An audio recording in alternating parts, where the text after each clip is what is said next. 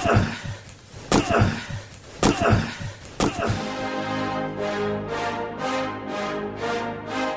rolls out to the right, pitches off to Taylor, and Taylor's to the 20, down to the 15, down to the 10, 5, 4, 3, 2, 1.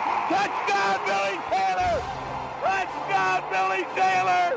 Billy Taylor scored a touchdown from 21 yards out.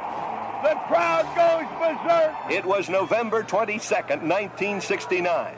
That they came to Barry, Michigan, all dressed in maize and blue. The words were said, the prayers were read, and everybody cried. But when they closed the coffin, there was someone else inside. Oh, they came to Barry, Michigan, but Michigan wasn't dead. And when the game was over, it was someone else instead. 11 Michigan Wolverines put on the gloves of gray, and as the organ played the victors, they laid Woody Hayes away. Under center is Wangler at the 45. He goes back. He's looking for a receiver. He throws downfield to Carter.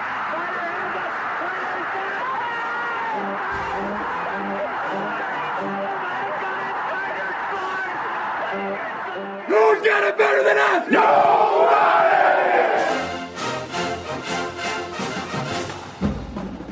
Welcome to the Michigan Man Podcast on Wolverine Sports Radio, a member of the V-Sporto Network, and in partnership with SB Nation's Maize and Brew, for Wolverine fans from coast to coast. Go Blue, and welcome to our Michigan Game Day edition of the show. I'm your host, Mike Fitzpatrick. Our guest today will be Anthony Broome from the Wolverine ON3. First, my view from Section 17 to get us started. We are at the midway point of the season and ready for the stretch run. I think our offense is in a good place. The line is becoming more cohesive. Our running backs, all three of them, are rounding into form. The receiving core, including the tight ends, has been really steady. And JJ, as we all know, very, very good. I think the best is yet to come from these guys. I really do. The defense has been so good, I keep pinching myself and wondering, are they really that good? Or have we just not been tested? I think it might be a little of both. They are very, very good, but we should hold off on saying elite until late November. After that last 3-game gauntlet, we'll know just how good the D really is. All in all, we just have to stay focused and take each day and each game one at a time. I see Urban Meyer has us on upset alert again this week. I'm not sure why, but I am sure no one on this team is looking past Indiana. The Hoosiers had a bye week to add some wrinkles, and they have a new offensive coordinator, so maybe they'll throw a few things at us, but if we play clean, hang on to the ball in the rain, and adjust, we should be good. At his Monday presser, Jim actually answered a contract question. He was asked if he would like to get it done sooner rather than later. Like anybody, you want to be somewhere where you wanted, and you know what, they like what you do and how you do it. They tell you that, your bosses tell you that, and then that gets reflected in a contract. Yeah, bottom line, any of us, right? I mean, that's what we want to be, somewhere where they like how you do it and what you do. Jim also talked about his gift from the football gods, Mason Graham, who had a monster game against Minnesota. Really good football player, was in high school, and I thought he was a good offensive lineman. He was a really good tackle. He could play guard, but he was a really good defensive lineman too. He was really good at both of those positions, and it was just a gift from the football gods to get a defensive tackle like him and Kenneth Grant, and which what we really needed, at that time was two big defensive tackles. So Mason started at defensive tackle, played defensive tackle, was starting, as a freshman, had his best game, the 5th game of his freshman year. He's continued on in a great way. So yeah, it's all good there. Effort, toughness, discipline, humility, attention to detail. It's all turning in a great way. Jim said he has the utmost respect for Indiana and thinks they are improving. Yeah, I mean, they're a gritty team. I've always thought that about them. Gritty leadership, tough outfit. I mean, we're going to have to play good. And you're right, they're being more efficient in all phases. They're improving too. Like anybody, it's a race to get better each week and go out and find your identity and play best as a team. I see them on a upward trajectory as well, and we always know that they're tough outfits. So we're going to have to get prepared, have a great week of practice. That's really been key for us. I've noticed the last 3-4 weeks, just getting better and better and having that focus. So just is what we're doing. My guest today says the last 2 years Indiana has given us fits for stretches in games, and they might this week too. But like me, he thinks this Michigan team will respond and pull away in the second half. With us today is Anthony Broome from the Wolverine ON3. So stay with us.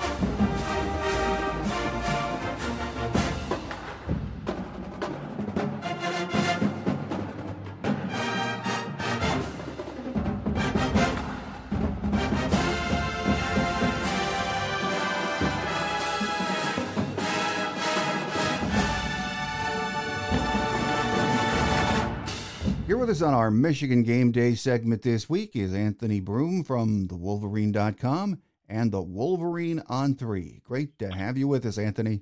So good to be back. Thank you for thanking me, and nice to return to talk some Michigan football. And there is a lot to talk about, and let's start with Saturday. And, after a game we witnessed in Minnesota on Saturday, really hard to find anything negative to discuss. Maybe letting the Gophers run the ball some in the first half, but that would be nitpicking because that was another dominant performance at just about every level, wasn't it? It sure was. And, in the game of football, you're always chasing perfection. You're striving for perfection. Every offensive play call is, in theory, designed to score a touchdown. Every defensive play call is designed to, in theory, not allow the team to get any yards or have negative yards. So it's tough to reach that. But, when you look at what Michigan did Saturday, you look at what they've done over the last 2 weeks going into both Nebraska and Minnesota, it's about as close to perfect as you can ask for. And you're right. It is kind of nitpicky when we look at, maybe there's a busted coverage here. You see the touchdown at the end of the first half at Minnesota. But other than that, it is so difficult right now. And oftentimes when we do our post-game analysis or post-game show, myself and Ryan Van Bergen will maybe point out something that bothered us, something that needs to be cleaned up. And people will say, oh, you guys are haters. You're being nitpicky. And that's exactly what it is. I mean, when the standard is set so high and the expectations are so high, you can be greedy and ask for a little bit more. And I think it speaks to the talent of this Michigan team that when you're able to strive for that, somehow there are even maybe a few complaints coming out of a 52-10 win, which is crazy to think about. But yeah, right now they are, they have started to hit their stride. Week 5 and week 6 is where you start to see that. They call them separation Saturdays. And, right now it's tough to complain about anything Michigan's doing on the field. Well, it certainly is. And, for those of us who are old guys watching this season, we know every season is different. No two teams or seasons are the same. And I think that's true with the Michigan's offense this year, Anthony. I mean, we look back at last year, maybe the last 2 years. Fast out of the gate, put up a lot of points, ran at will against teams putting up some just gaudy numbers rushing the ball. But this year, I get the feeling it's building, it's getting better each week. And, that is really what you want in a 12-game season, isn't it? Yeah, you want to see steady improvement. And I know that there are fans that were frustrated that you didn't see those 40-point games, those 50-point games in non-conference play. But you want to be a team that peaks in November, especially with this Michigan schedule, compared to the team that, comes out of the gate firing on all cylinders and then you either maintain or maybe even plateau or fall off a little bit. So for Michigan, it's, it is a process to, not only, they've had to find 5 starting offensive linemen that they're happy with to gel and come together. You've had some of the backs coming off injuries and shaking some rust off. You have a passing game that is still coming into its own under J.J. McCarthy, who is in complete and total command of this offense right now. And what they're trying to do is become an offense that can, zig when a defense zags. If you're going to sell out to stop the run, guess what? Michigan's going to take advantage of that and carve you up in the pass game. And if you're going to drop, guys back in the coverage, we know what they have the capability of doing as a running team. So, for me, each week you want to see that incremental progress. I know the Bowling Green game was frustrating. But obviously, that's a major outlier compared to the other 5 games this year so far.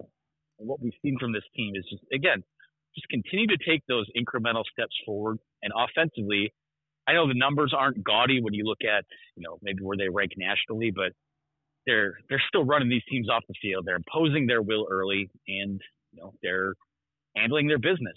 And I think the most telling stat of all is J.J. McCarthy's only thrown 4 passes in the fourth quarter of any game this year. So it's pretty impressive what they're doing right now. And even if the numbers aren't, sexy, so to speak, if that's the word you want to use, they're handling their business and they're getting their starters out of the game early in the second half. At Jim's presser on Monday, he talked about how JJ is just so good at every aspect of his game. For fans and media folks that don't see him, on a national level or just look at stats, they might question whether he's really that good. But I think Jim is right. He is a selfless leader. And the stats really don't matter to this kid, do they? No, I don't think they do. I think the most important stat for a guy like JJ is first and foremost to get the win.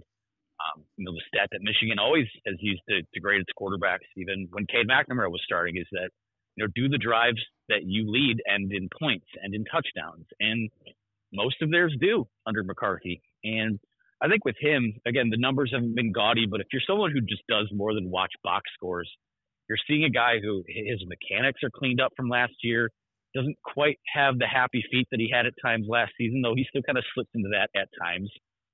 His improvisational skills, some of the backyard football type of stuff that he has done, especially with Roman Wilson, has been so incredibly impressive.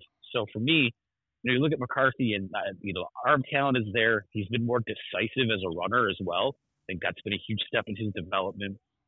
He just seems so calm and collected and in command of this, to where, again, we talk about setting that baseline and then expanding each and every week. I think there's, when you ask the question of how much can we put on this guy's plate, I really think the sky's the limit. So, what we've seen from him, I think, is encouraging. I think that he will only continue to get better as we get into the meat and potatoes of conference play here. And, I think that I have no issue saying right now, when you play those 3 games in November that everyone's talking about, at Penn State, at Maryland, home against Ohio State, you're going to have the best quarterback on the field.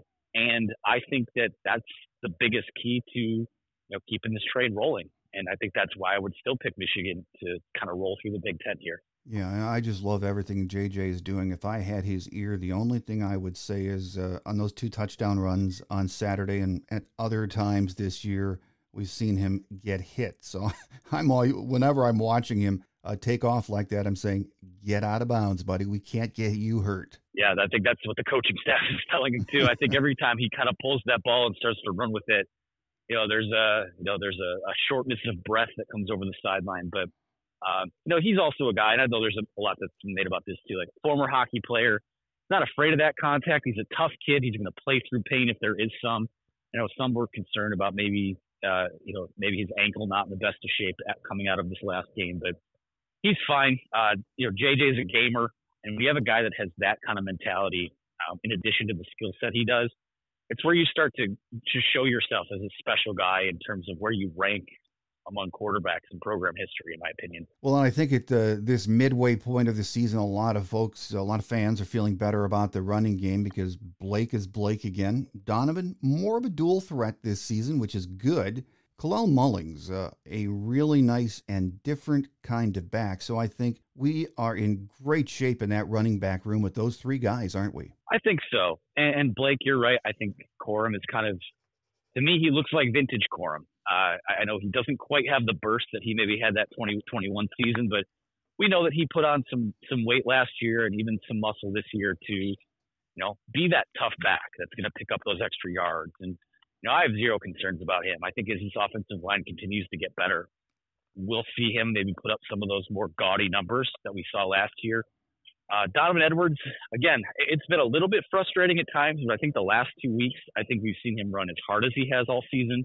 I think that, he is so close to that breakout game. And the way I see it, you're 6 games into the year, the longer that we go without, Donovan Edwards making that huge impact, I'm not worried about it because I think it's going to make that much more violent the return to the law of averages, where I think that he is maybe one of the bigger pieces of this offense down the stretch here. So not concerned about that. I really do think he is close, but Khalil Mullings breaking out is a huge development for them.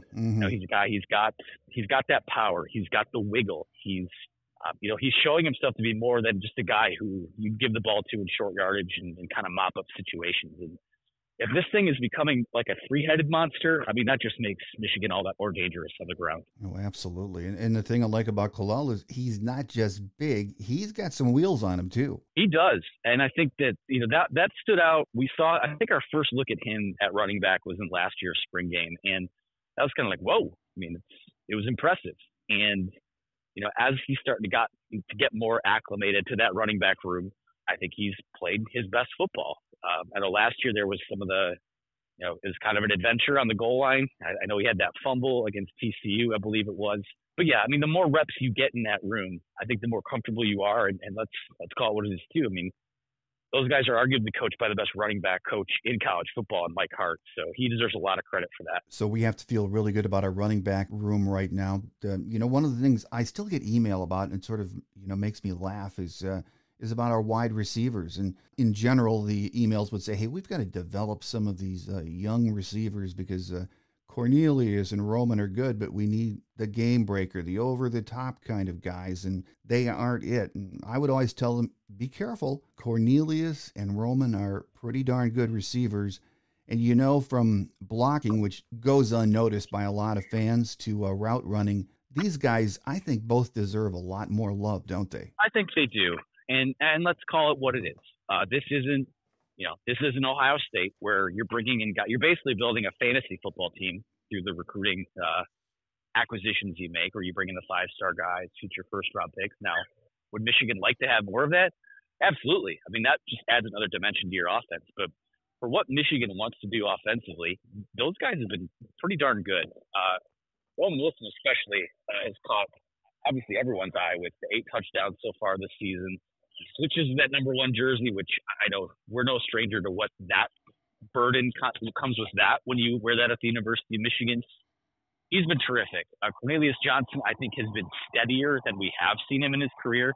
You still want some of those drops to get ironed out. And sometimes he's not always locked in terms of run blocking. But, if you want to get the ball and you want to see the field with this program, you better get out there and run block too. And I think both those guys have done a pretty good job of that. It's gotten better over the last several weeks. I mean, neither of them are probably candidates to win, the Blitnikoff Award. So, I mean, Roman Wilson catches 16 touchdowns this year. You certainly maybe throw him in that mix, but those guys have been steady and I think perfect for what this offense wants to do. Well, outside of the Michigan media orbit from the national guys, it seems like what they think of this team always kind of has an asterisk, and that says they haven't been tested. And we know we will be, and winning your games is all you can do.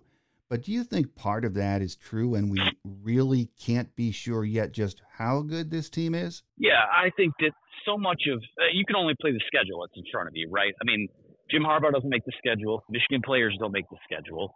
They just have to play who they face each week. And that's where I think their attitude of taking things one week at a time, treating every week like it's, the Ohio State week, that's huge for them. That is what is going to keep you focused, keep you locked in. You work and you hone in on those little details and you go from there. Again, when the schedule is what it is and it doesn't rank very, very difficult, it's more about how it looks as opposed to who you play. And what we've seen every single week, like we said earlier, Michigan's been pulling its starters in the third quarter, early in the fourth quarter. They're pulling away. You're kind of hammering teams right off the bat. I saw a stat earlier today. Michigan has not defended a first and goal situation yet this season. That's crazy to think about. Yeah. And when you're playing teams that you outclass, that you're more talented than, that's what it's supposed to look like. So again, schedule sets up obviously the way it does. It gets way tougher in November, but that's when your team should be peaking too. So all you can really do is go out and handle your own business. And I mean, especially the last 2 weeks, that's what we've seen from them. Well, talk about handling your business. Let's flip it over to the defense. And I think to myself, I've been watching Michigan football since the 60s. I saw great Bo defenses, and there were a lot of them. The 97 defense, and there have been other great defenses through the years. But I'm not so sure we aren't watching another defense for the ages, and I know time will tell, but can you find a weakness with this group? I think when, it's more about projecting, looking forward. I know that second cornerback job is still something that people are a little weary of. Josh Wallace has played fine, but steady, if not, I won't say unspectacular. Just we know what Will Johnson is on the other side, and they don't quite have a guy that's that type. Which is, Will Johnson was a former 5-star recruit. You're not going to have two of those guys in a lot of cases. But I think when you look at down the stretch, you're going to play an Ohio State team that has all those wide receivers. I like the skill players that Penn State has. That other cornerback spot might be a spot where I'm kind of, I won't say concerned, but I still have questions there. But other than that, I think they're as deep as they've been on the defensive line. I think at linebacker, they're as deep and as athletic as they've been there. And then, you just look at the secondary in general. You've got Will Johnson, who is terrific. Rod Moore still shaking off the rust, but I know what he's going to be. Keon Saab has come into his own. Bakari Page is steady. It's tough to really find many weaknesses there, if any. Again, talk about handling your business. That group has been outstanding. And obviously at this point, we know how great they are in terms of making adjustments and getting things ironed out in game under Jesse Minter. So yeah, I don't have any concerns there at all. I think that's the most sustainable part of this team, really. Oh, absolutely is. Listening to analysts every week watching games, they keep talking about the depth up front, which it is so impressive. In all of my years of watching Michigan football, I've never seen us roll so many interior guys in, and we also used 4 edge rushers. And you talk about sacks. I don't know where we are sack-wise. I haven't looked at the stats in the last week or so, but the quarterback pressures and hurries are way up there. These guys up front can cover some of the sins back in that secondary, can't they? Yeah, when you have a defensive line that can rotate that much and get to the quarterback, and sacks can be deceiving sometimes. Like, we're looking more at those pressures. Now, I haven't checked the numbers recently, but I know this is a group that's been disruptive. They're throwing quarterbacks off schedule. They're forcing them into making mistakes. That's the key to everything. And I was listening to the pregame show over the weekend, and Jesse Minter was on, and he was talking about how when some of those defenders, when you can rotate and you're playing maybe 30 snaps a game as opposed to, 65, 70, whatever it is, that allows them to not only stay fresh and be fresh during the game, but it also puts more on your plate during practice week, which is, these games are won between Monday through Friday. Saturday is where the result shows up, but what you're able to do during practice each week and the work you get in, especially, when you're practicing against, a Michigan offense that's as talented as it is, those reps during the week are almost more important. So the fact that they are able to keep those guys fresh, I don't think that's talked about enough. Well, this week Indiana visits the Big House, and, to say they're struggling is probably an understatement. I think Coach Allen is on the hot seat. They fired Walt Bell, their offensive coordinator, 2 weeks ago. Have a brand new offensive coordinator. They were only averaging 20 points per game through the first 5. Defense, they haven't been too bad considering they're on the field all day. They're only giving up 24 points a game. But, when you scout this game, it's really hard to see this being a game going into the second half, isn't it? Yeah, it really is. Indiana's probably the worst team that they will have seen in Big Ten play at this point. I have no reservations about saying that. It is the worst team that they've seen in Big Ten play to this point. I don't look at what they do as really much of a – again, Michigan could always come out and play an uncharacteristic game. We've seen games against Indiana in the past get weird when they have no right to be. Yeah. We're no strangers to that either. But, when you look at this Michigan team, 34.5 points in conference play, that's a big number. And I don't know if Michigan will find a way to cover that. At times they've had issues covering a big spread, but they haven't the last few weeks. I just feel like this Michigan team is hungry. I feel like they're still kind of chasing perfection like we talked earlier. And I expect this one to probably look like all the other ones have, to be frank with you.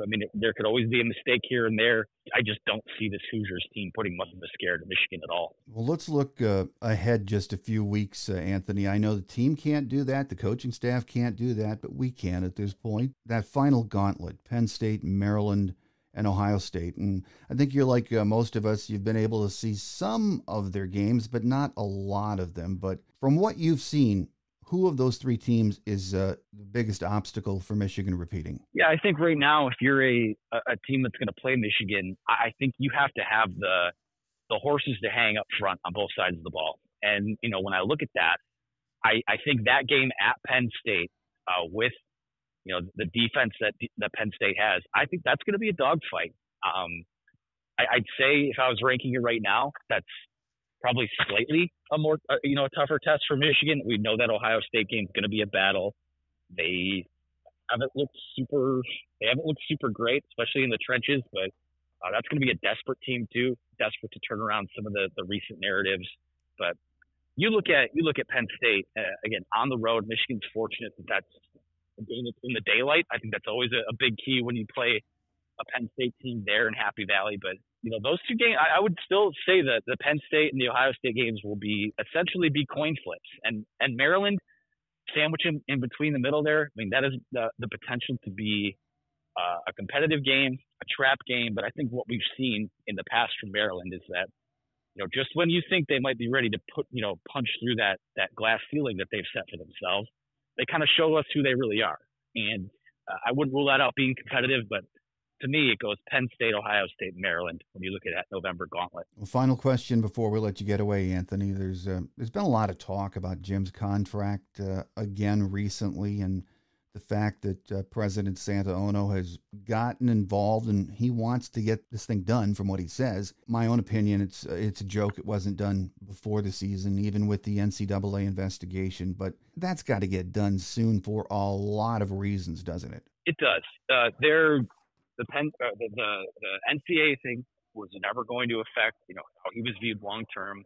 Even if he does get another, a couple of games tacked onto it for next year, which could still happen, this is still your head coach. And the fact that you see that USA Today graphic come out, I think it was last week, where they say that he's the 13th highest paid coach in college football, and I think third or fourth highest in the Big Ten. That can't happen. Not at the University of Michigan. You have the capital to make him the highest paid coach in the Big Ten. And Harbaugh called it Monday afternoon. He said it's been kind of a 3.5-year thing where there's been questions about his contract. It's time to reward the guy for what he's been able to do, for what he's turned around. And when you look at what this Big Ten is going to look like in 2024 with the new teams coming in, and obviously you have Texas on the schedule next year, you need to invest in what is going to be a pretty tough go of it over these next several years. And there's no better coach for the University of Michigan. There's no more accomplished coach that you could bring in. It's time to just pay the guy and put this thing to rest. I think everyone listening to this would say, heck yes, let's get this thing done, get him signed, and keep him around. So hopefully in the coming weeks we see a finalization to that. Here with us today on our game day segment as we get ready for a home game with Indiana has been Anthony Broome from the Wolverine.com and the Wolverine On3. Anthony, always a pleasure having you on the show, and we thank you for your time and look forward to another visit soon. Absolutely. Thank you so much for having me.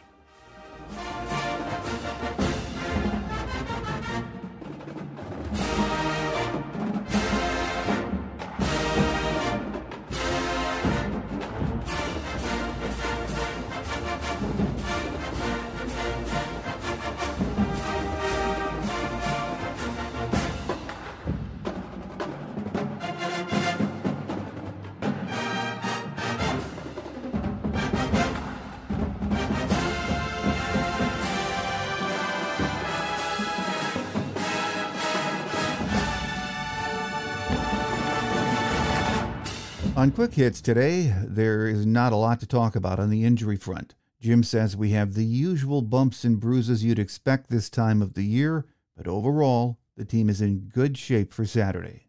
Here are a few game day notes of interest. Michigan leads the series with 61 wins against 10 losses.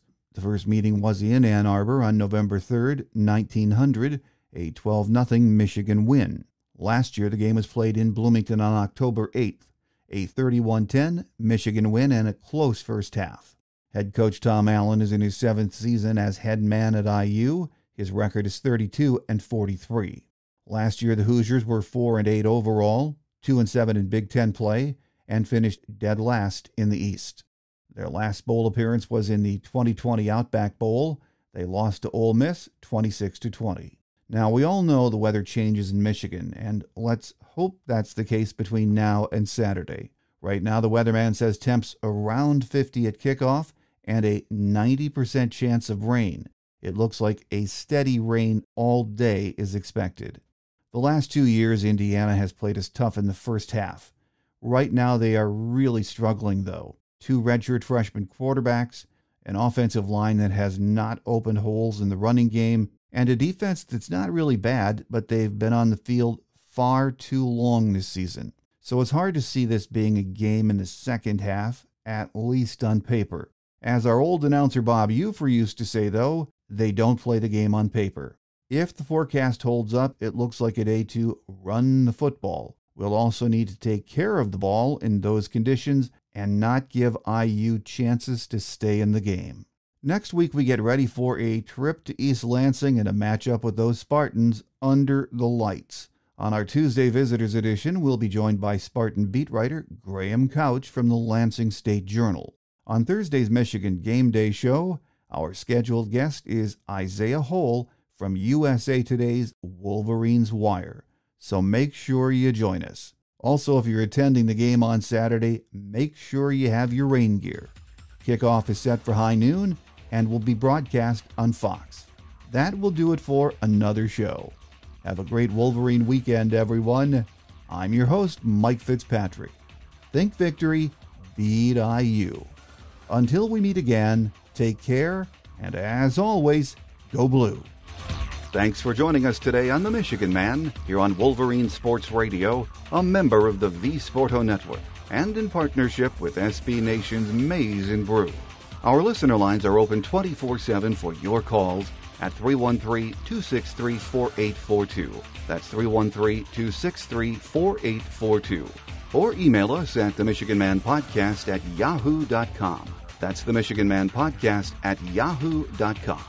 The Michigan Man Podcast is produced at the studios of Robin Lynn Productions, Allen Park, Michigan, and is not affiliated with the University of Michigan.